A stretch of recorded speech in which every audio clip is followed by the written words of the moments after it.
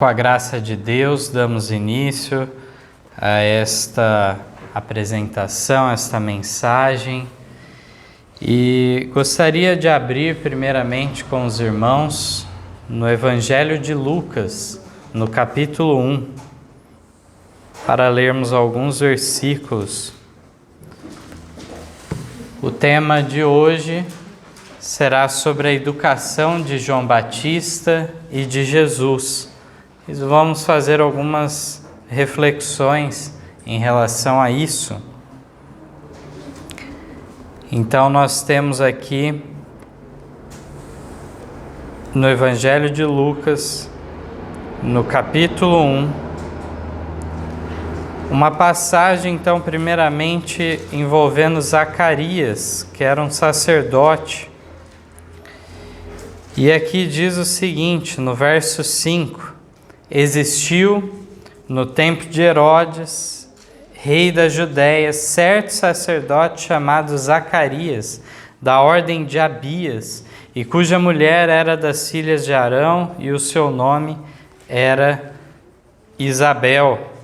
E eram ambos justos perante Deus, andando sem repreensão em todos os mandamentos e preceitos do Senhor. Então, um casal que realmente servia a Deus genuinamente, sendo o próprio Zacarias um líder da igreja judaica, em sua posição como um dos sacerdotes. Portanto, também, ambos aqui são colocados como sendo da tribo de Levi, da casa de Arão. Aqui diz, no verso 7, não tinham filhos, porque Isabel era estéril, e ambos eram avançados em idade. E aconteceu que, exercendo ele o sacerdócio diante de Deus, na ordem da sua turma, segundo o costume sacerdotal, coube-lhe em sorte entrar no templo do Senhor para oferecer o incenso. E toda a multidão do povo estava fora, orando à hora do incenso. E um anjo do Senhor lhe apareceu, posto em pé à direita do altar do incenso. E Zacarias, vendo-o, turbou-se e caiu o temor sobre ele. Mas o anjo lhe disse: Zacarias, não temas, porque a tua oração foi ouvida, e Isabel, tua mulher, te dará à luz um filho, e chamarás o seu nome João. E terás prazer e alegria, e muitos se alegrarão no seu nascimento, porque será grande diante do Senhor, e não beberá vinho, nem bebida forte, será cheio do Espírito Santo já desde o ventre de sua mãe. E converterá muitos dos filhos de Israel ao Senhor seu Deus. Irá diante dele no espírito e poder de Elias, para converter os corações dos pais aos filhos, e os rebeldes à prudência dos justos, com o fim de preparar ao Senhor um povo bem disposto. Disse então Zacarias ao anjo: Como saberei isso? Pois eu já sou velho e minha mulher avançada em idade. E respondendo o anjo disse-lhe: Eu sou Gabriel, que assisto diante de Deus, e fui enviado a falar-te e dar-te essas alegres novas. E eis que ficarás mudo, e não poderás falar até o dia em que essas coisas aconteçam, porquanto não crestes nas minhas palavras, que a seu tempo se hão de cumprir. E assim continua a narração aqui dessa história, né? E curiosa a incredulidade de Zacarias, ele poderia até lembrar da experiência de Abraão e Sara, né? Ambos avançados de idade, e Deus garante então que seria através de Sara que viria aquele filho da promessa, Isaque. E aqui, devido a essa incredulidade, há essa sentença contra Zacarias, né, de ficar mudo. Então, era aquele que viria antes do Messias, que prepararia o caminho para ele, este menino. E aqui nós vemos mais adiante Aqui no mesmo capítulo 1 ainda, são vários versos, né, que nós encontramos. E aqui nós temos no verso 57, dizendo o seguinte: e completou-se para Isabel o tempo de dar à luz, e teve um filho. E os seus vizinhos e parentes ouviram que tinha o Senhor usado para com ela de grande misericórdia, e alegraram-se com ela. E aconteceu que ao 8º dia vieram circuncidar o menino, e lhe chamavam Zacarias, o nome de seu pai. E respondendo sua mãe, disse: não, porém será chamado João. E disseram-lhe: ninguém há na tua parentela que se chame por este nome. E perguntaram por acenos ao pai como queria que lhe chamassem. E pedindo ele uma tabuinha de escrever, escreveu dizendo: o seu nome é João. E todos se maravilharam. E logo a boca se lhe abriu, e a língua se lhe soltou, e falava, louvando a Deus. E veio temor sobre todos os seus vizinhos. Em todas as montanhas da Judéia foram divulgadas todas essas coisas.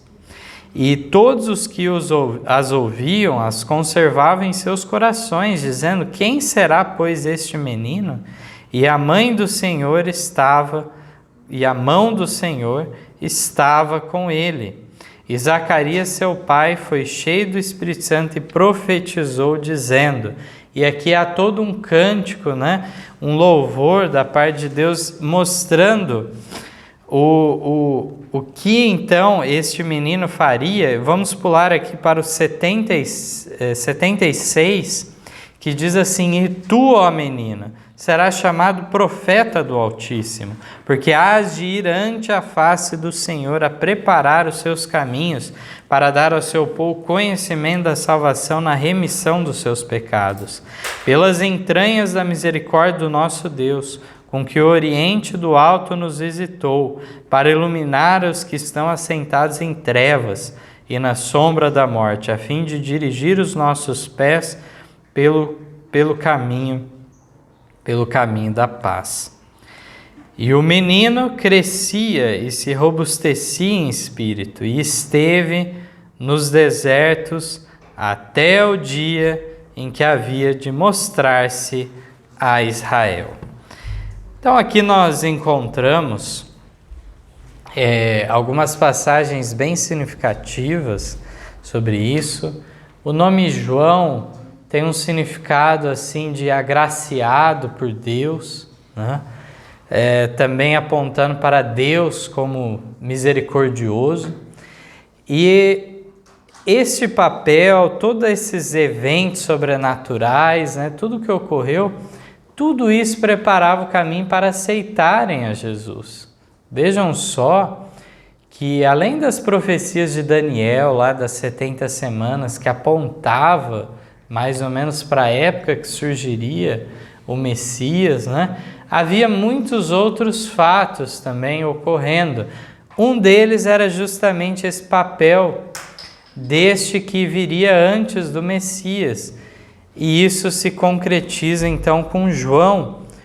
E o foco desta manhã, irmãos, será apresentar como que ele se preparou para essa missão. E isso é uma realidade tanto na experiência de João Batista, como também na do próprio Cristo. Como foi esse preparo, como Deus julgou por bem prepará-los. E aqui então, vim com livro hoje, né? Normalmente o costume é fazer a montagem dos textos, imprimir um papel. Hoje eu vim de velha guarda, né, com os livros. O Desejar de Todas as Nações, irmãos, tem um texto muito significativo na página 101, que diz: segundo a ordem natural, o filho de Zacarias teria sido educado para o sacerdócio. A educação das escolas dos rabis, no entanto, tê-lo-ia incapacitado para a sua obra. Deus não o mandou aos mestres de teologia para aprender a interpretar as Escrituras. Vamos lembrar que o próprio João Batista, então, na leitura que vimos aqui, pelo que se subentende do Lucas 1,80, nós vemos que, no caso, eles já foram para o deserto, se afastaram então da cidade desde ele novo, né? Não apenas essa escolha pelo deserto quando João já era de mais idade, mas desde aquele primeiro momento ocorre essa separação. Também tem um outro texto significativo no Comentário Bíblico, volume 5, página 1115. Olha só que interessante. A mensageira do Senhor declara que havia uma grande obra designada para o profeta João, mas não havia escola na terra.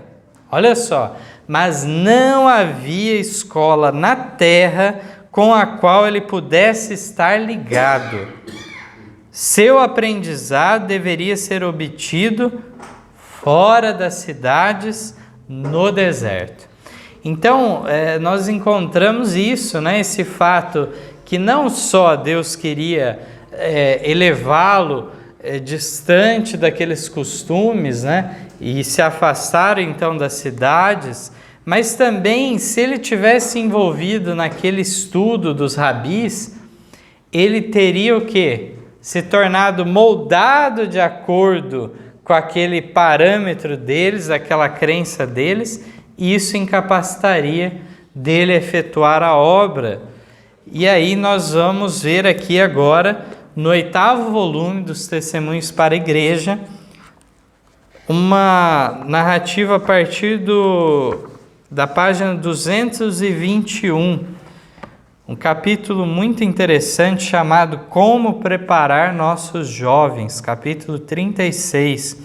Nos narra agora a experiência de João Batista e de Jesus.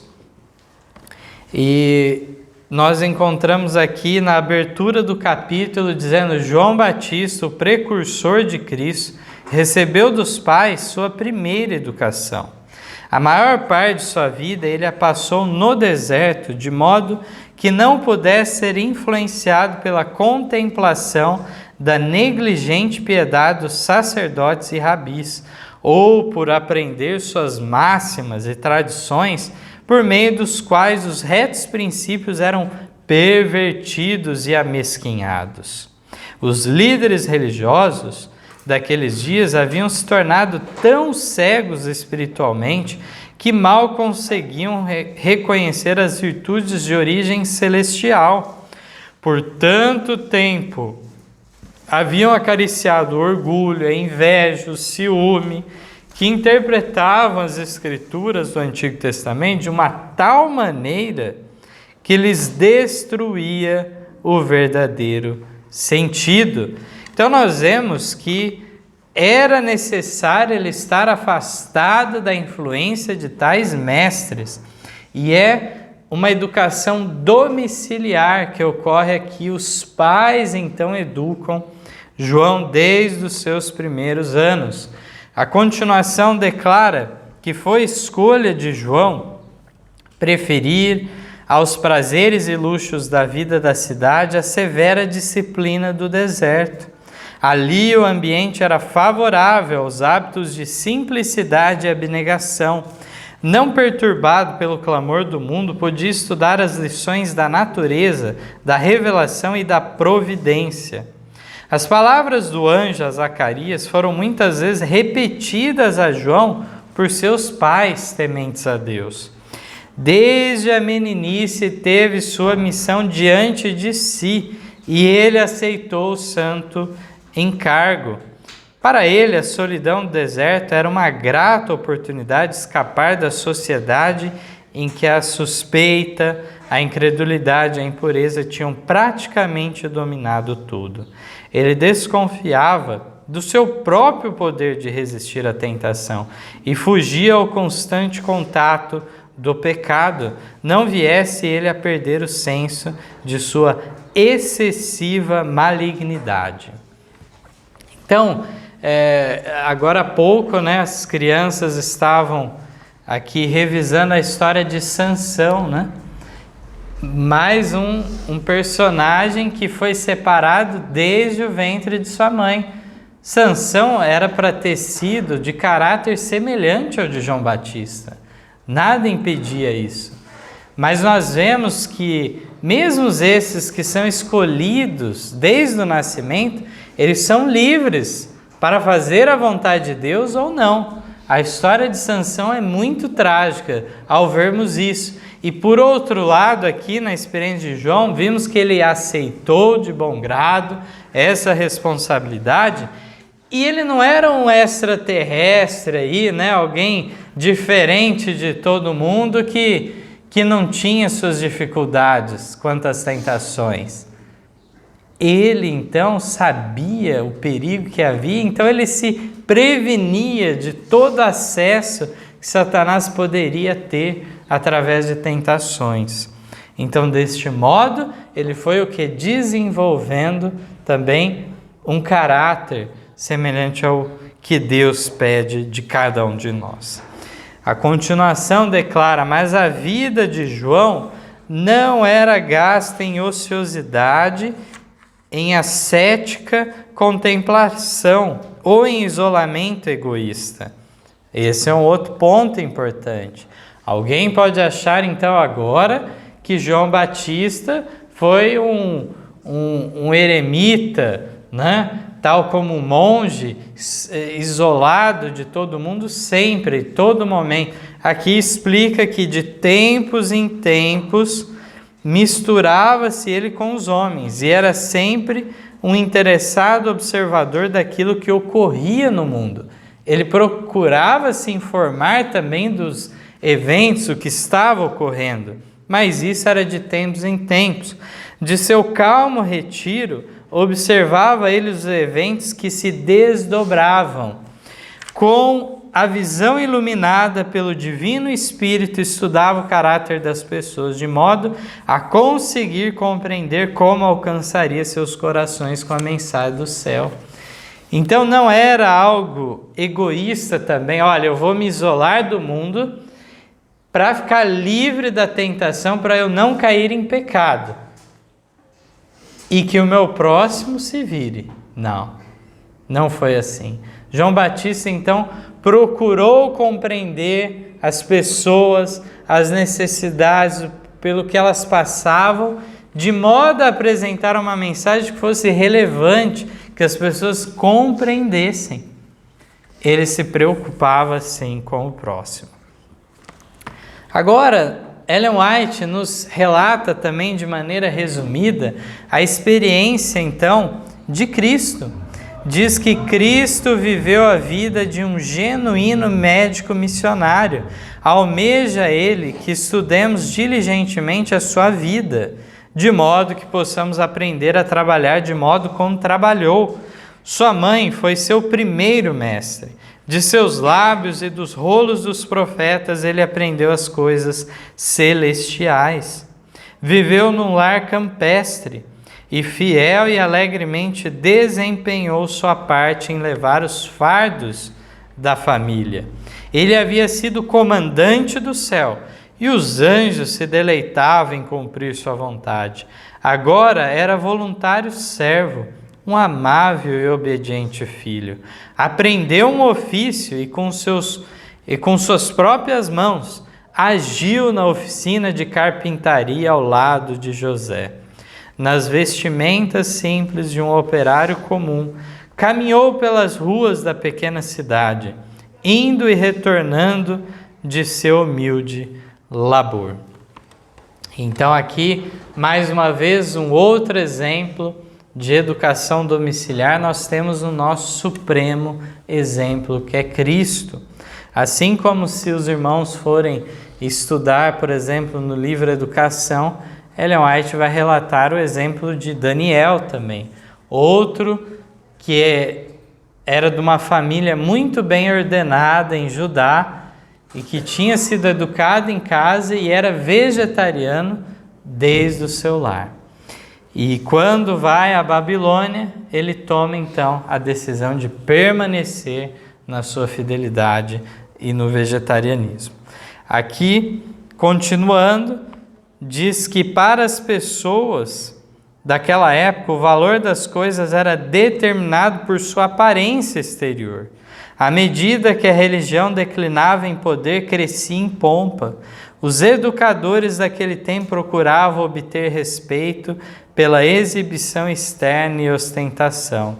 Diante de tudo isto, a vida de Jesus representava um acentuado contraste. Sua vida demonstrava a inutilidade daquelas coisas que os homens reputavam como as essenciais da vida. As escolas de seu tempo, com sua forma de exaltar as coisas pequenas e diminuir a importância das grandes coisas, não as procurou ele. Sua educação foi obtida das fontes indicadas pelo céu, do trabalho útil, do estudo das Escrituras e da natureza e também das experiências da vida. Os livros textos de Deus, cheios de instruções para todos os que se apresentam com coração disposto, com olhos que almejam ver, com entendimento pronto a compreender. E o menino crescia e se fortalecia em espírito, cheio de sabedoria, e a graça de Deus estava sobre ele. Lucas 2,40. Assim, preparado, saiu para sua missão, e em cada momento de seus contatos com os homens, exerceu sobre eles uma influência de bênção, um poder para transformar como o mundo jamais testemunhara. Eu fico impressionado, então, de ver, de maneira sucinta aqui, nós podemos formar um quadro, um cenário de como era. Vemos aqui um lar no campo que ele tinha, nas colinas, então, da Galileia, é dito. E nós vemos aqui ele fiel ao trabalho útil, sendo um operário, então, na carpintaria de José. Vemos aqui que ele não buscou a pompa, o poder, como outros então julgavam necessária essa aparência exterior. Também não buscou sua educação na escola dos profetas, dos rabis de sua época, porque aqui diz o quê? Olha só, a inversão de valores. Diz que as coisas pequenas eles exaltavam, e as coisas de importância, as grandes coisas, eles diminuíam. Então, dessa maneira, nessa inversão de valores, é que estava a tradição deles, que chegava ao ponto de invalidar o mandamento de Deus, muitas vezes. E aqui, finalizando, nós temos alguns trechos para ler em relação a advertências que Ellen White dá aos jovens desta época. Ela diz aqui: vivemos em tempos de especial perigo para a juventude. Satanás sabe que o fim de todas as coisas logo sobrevirá, de modo que determinou-se a aproveitar cada oportunidade para pressionar homens e mulheres a ingressarem em seu serviço. Inventará artifícios variados para levá-los a se desviarem. Então nós sabemos que nesses últimos dias o arsenal de Satanás é ainda mais variado, De modos muito distintos ele pode então procurar atingir as suas vítimas. E aqui, na continuação mais adiante, é dito o seguinte: estamos vivendo em meio aos perigos dos últimos dias. Algo decisivo deve ser dito para advertir nosso povo contra o perigo de permitirem que filhos necessitados de cuidados e instruções paternos deixem seus lares e se dirijam a locais onde serão postos em contato com pessoas mundanas, pouco religiosas, amantes de prazeres. Então, diante da corrupção que prevalece de maneira universal em nosso mundo, devemos temer em relação a que condição ficará, então, essa geração nova, os jovens, as crianças, de que modo então ficarão livres dos perigos desses últimos dias?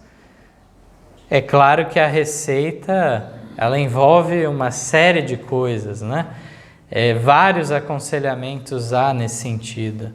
Mas resumindo o assunto, nesse aspecto que trouxemos aqui nessa manhã, vemos no exemplo então dos pais de João Batista, nos pais de Jesus, um exemplo maravilhoso, onde era uma proteção.